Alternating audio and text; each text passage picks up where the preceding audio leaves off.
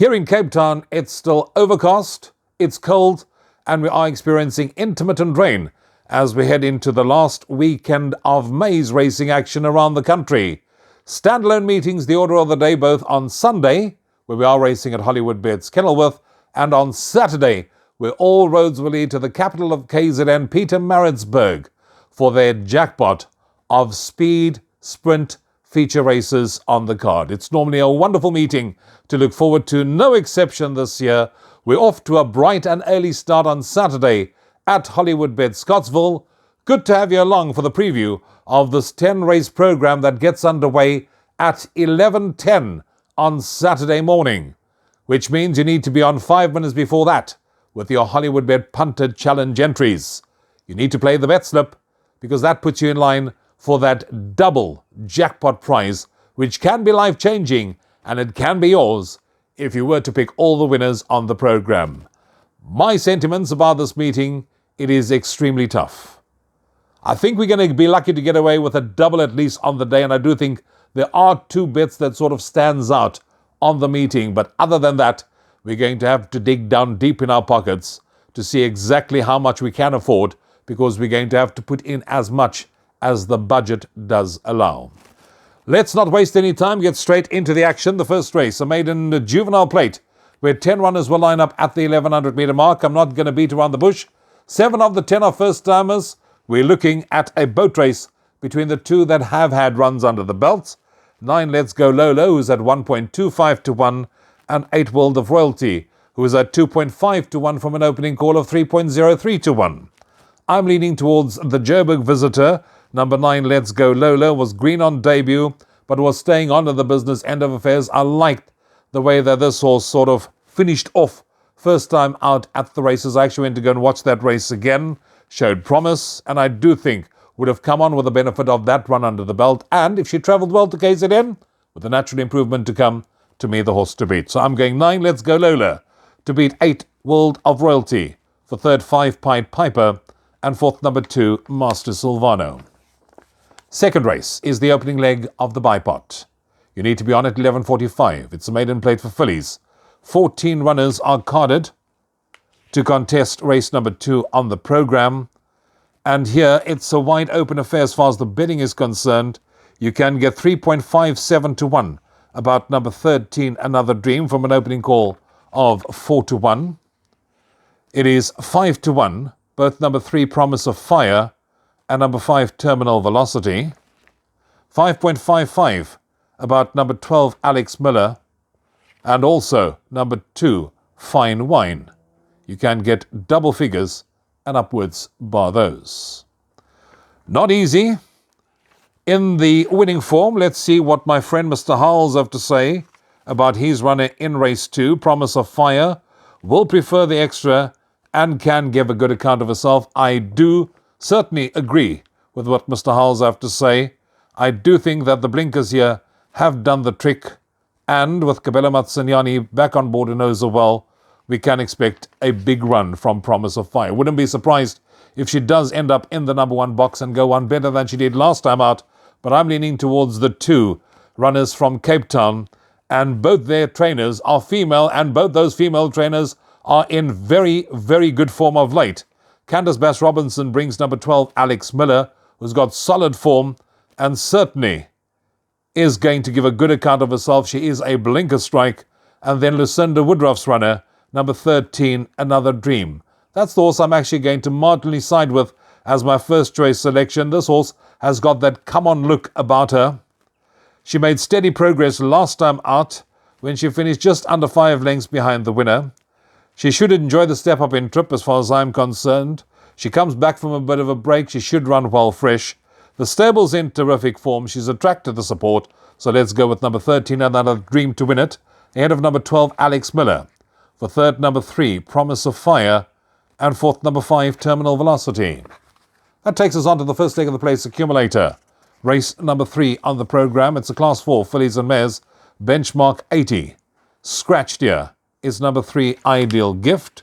13 runners to face the starter in race 3 on the card.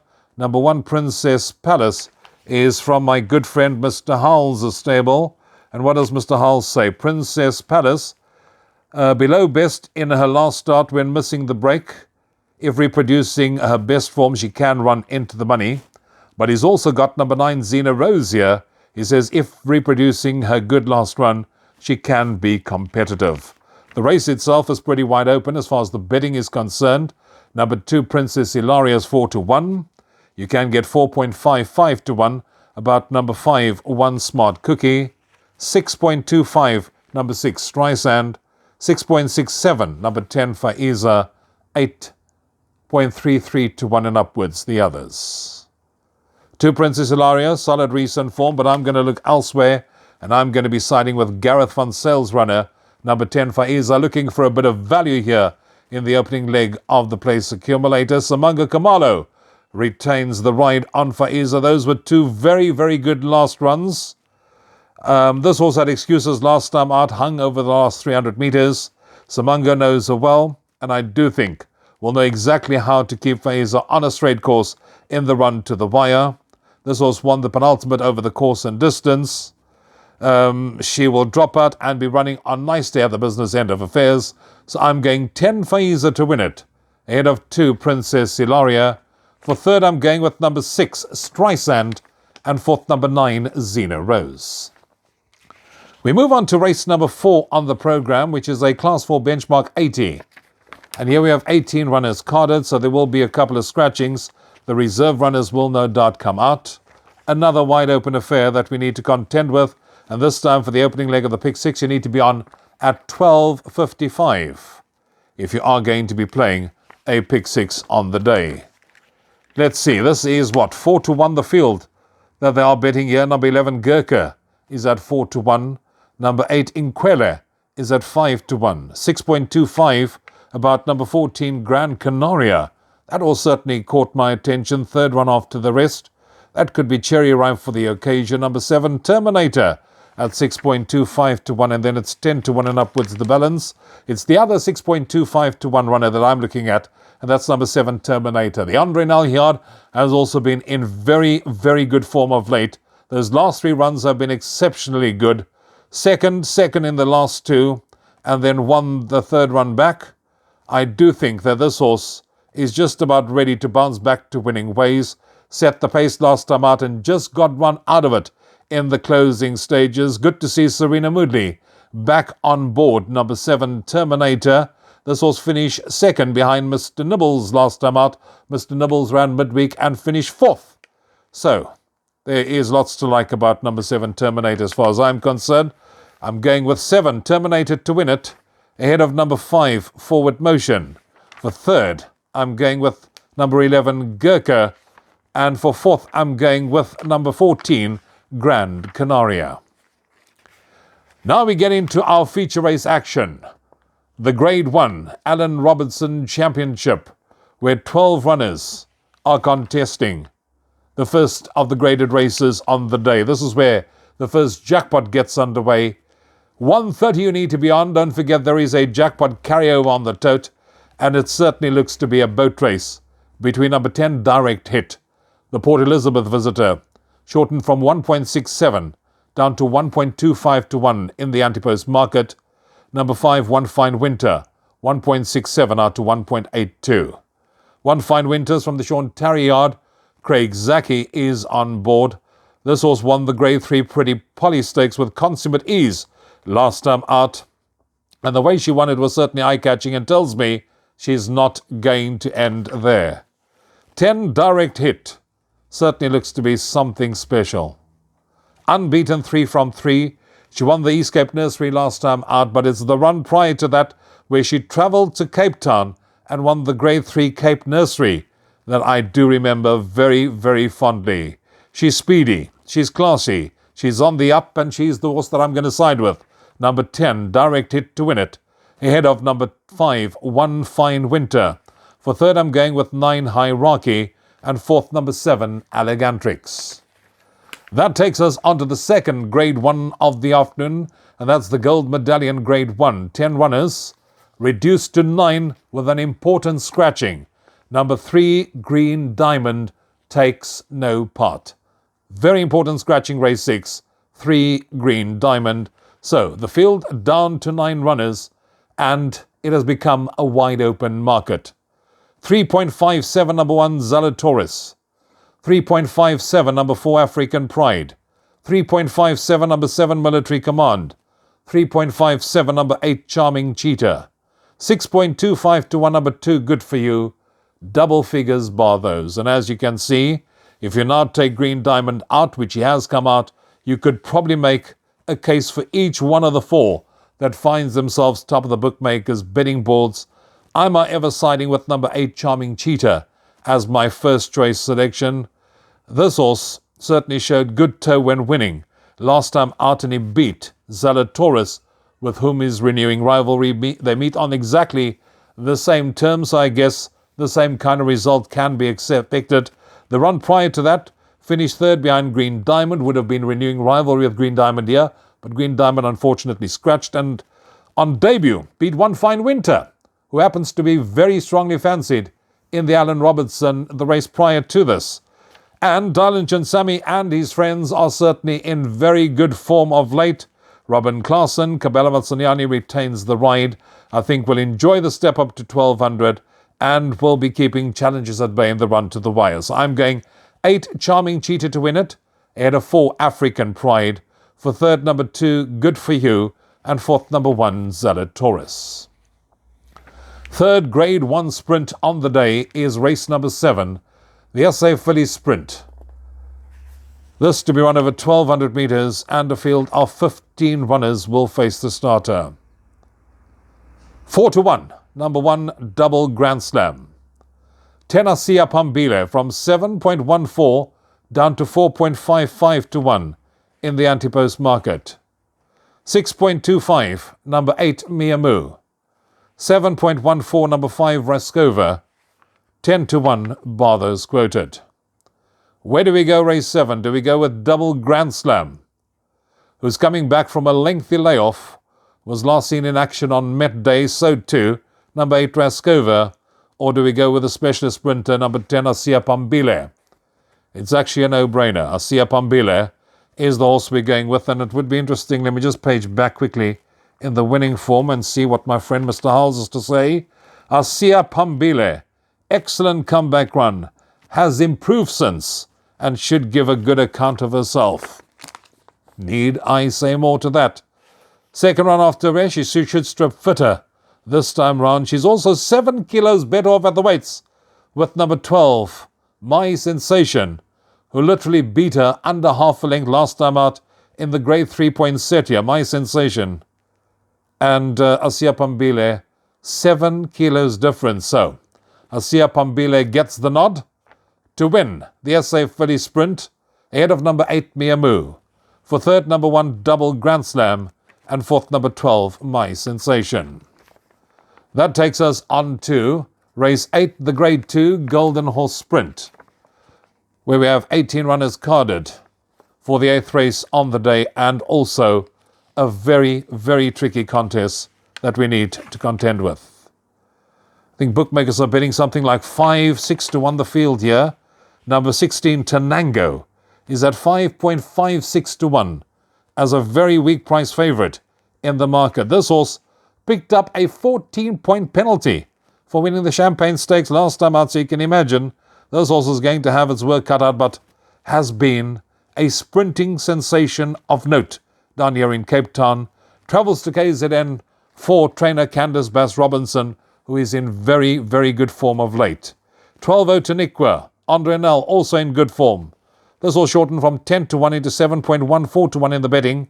Number 7 Fairy Knight, the PE champion sprinter, is at 7.14 to 1. 8.33, number 5 Outlaw King.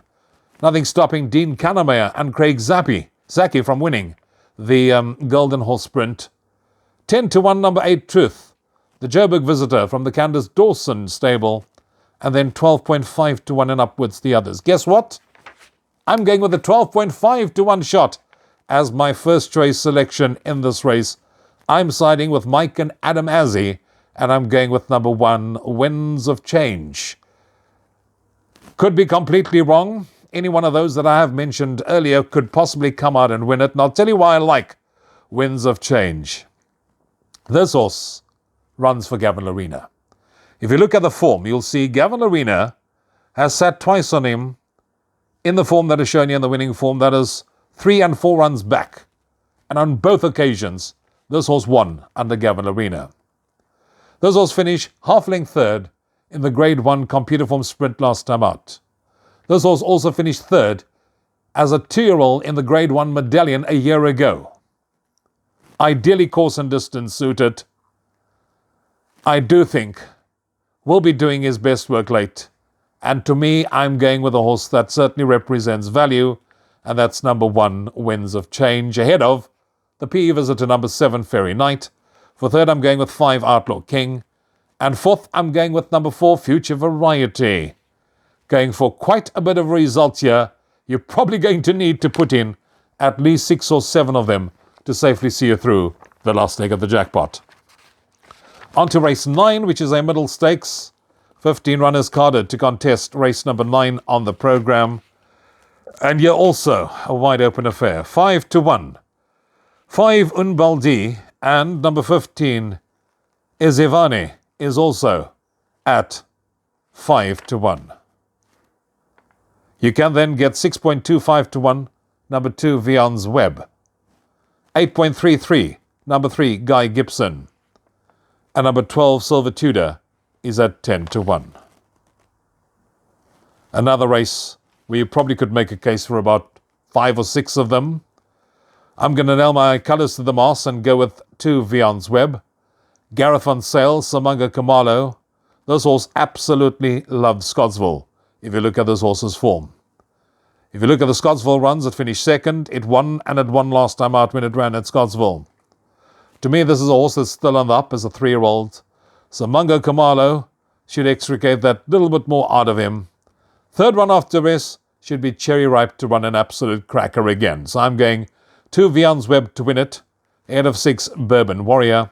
For third, I'm going with number 3 Guy Gibson, and fourth, number 10 License to Thrill. All being equal, and if everything runs according to schedule, 16:25 we'll see the running of the 10th and last race at Hollywoodbets Scottsville on Saturday afternoon, and it's not an easy end to the day either. Scratch here is number 3 Purple Powerhouse. Number 7, Now I Got You, 3.57-1, 4-1, 1 Cottonos. It's 6.25-1, number 3 Double Olympic. I missed one in the betting. 4-1 Irish Rover at 4-1, 8.33-1, and upwards the others. Fingers crossed that the favourite wins the last race. That's all I'm siding with. Number 7, I Got You. 10 runs over the course and distance for a win. 3 seconds and a third. One back-to-back coming into this race, but does get the services of a 4-kilo claiming apprentice, Lowe, who's only having his third ride as an apprentice. So hopefully Nathan Cotson's going to give him the right instructions. He's going to follow that one to the tee, and he'll bring up the hat trick with number 7, I Got You, to win it. Ahead of number 1, Cottonos. For third, I'm going with number 4, 1 Irish Rover, and fourth, number 6, Cotton Ron. That takes care of our feature race meeting at Hollywoodbets Scottsville on Saturday afternoon. It's not an easy one. It's one where we're going to dig down deep in our pockets and have to spend a little bit extra, because we're going to have to play with a bit of cover in most of the races on the day. Wish you the best of Irish luck. Hit them hard, sunshines, as my predecessor would have said. Till next time, from me, Rouvaun. You take care. Cheers for now.